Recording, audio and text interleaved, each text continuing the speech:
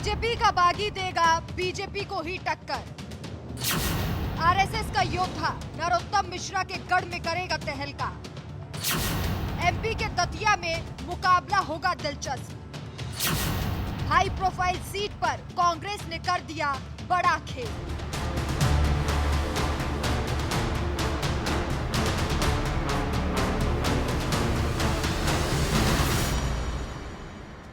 कहते हैं कि लोहे को लोहा काटता है, ठीक वैसे ही राजनीति में अगर किसी को पटकनी देनी हो तो उसकी रणनीति के बारे में जानना बेहद जरूरी है। और रणनीति का पता तभी लगाया जा सकता है जब प्रतिद्वंदी की कमजोरी और ताकत का पता हो।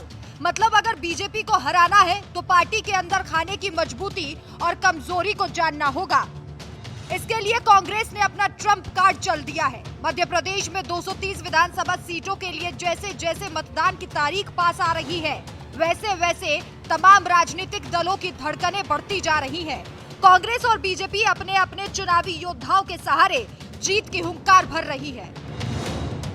इस बार दोनों पार्टियों ने ऐसे चेहरों को चुना है जिन पर जीत का पूरा भरोसा हो। इस बार कांग्रेस ने कई बागियों को भी टिकट थमा दिया है।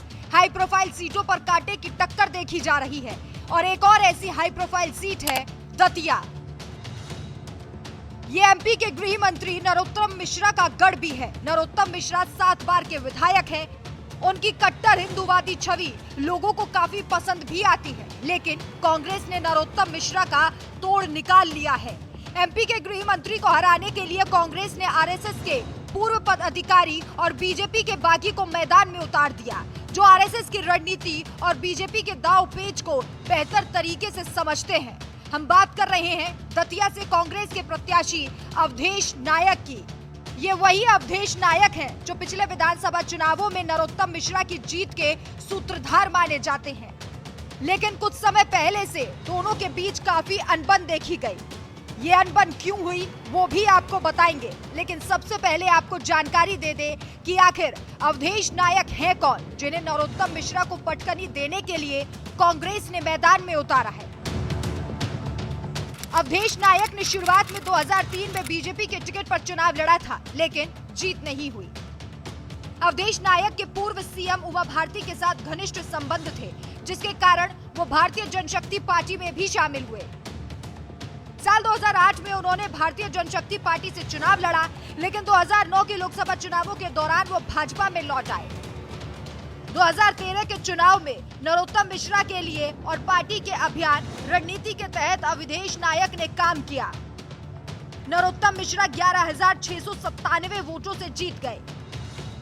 जीत के बाद अवधेश नायक ने कैबिनेट मंत्री को माला पहनाई, लेकिन मिश्रा ने माला उतार दी। इससे दरारें और भी ज्यादा बढ़ गई। नायक भी ब्राह्मण समुदाय से ही आते हैं, इसलिए इससे ब्राह्मण वोटों पर भी प्रभाव पड़ सकता है। ऐसे में सवाल उठता है कि आखिर कांग्रेस ने नरोत्तम मिश्रा के खिलाफ अवधेश नायक को ही क्यों चुना? क्या और कोई बेहतर विकल्प नहीं था? इसके बारे में पीसीसी प्रमुख कमलनाथ ने कहा, हमने पूर्व बीजेपी कार्यकर्ता को टिकट दिया। हमने बिना किसी शर्त के उनका पार्टी में स्वागत किया। हमने कहा कि उन्हें स्थानीय कांग्रेस नेतृत्व का समर्थन होना चाहिए। इसलिए जब भी किसी अलग पार्टी से कोई व्यक्ति शामिल होता है तो हमारे जिला अध्यक्ष और अन्य स्थानीय पदाधिकारी अनुमोदन के तौर पर मंच पर बैठते थे। कांग्रेस के सर्वेक्षणों के अनुसार अवधेश नायक को गृह मंत्री को चुनौती देने के लिए सबसे बेहतर उम्मीदवार के तौर पर पेश किया गया है। मिश्रा और नायक दोनों ब्राह्मण हैं। कांग्रेस ने अवधेश नायक को चुनकर वोट बैंक को भी पुख्ता कर लिया। ऐसे में देखना होगा कि अवधेश नायक क्या कमाल दिखा पाते हैं। वैसे आपको क्या लगता है, नरोत्तम मिश्रा को पटकनी देने के लिए नायक ही सबसे बेहतर और महत्वपूर्ण चेहरा है? हमें कमेंट करके जरूर बताएं।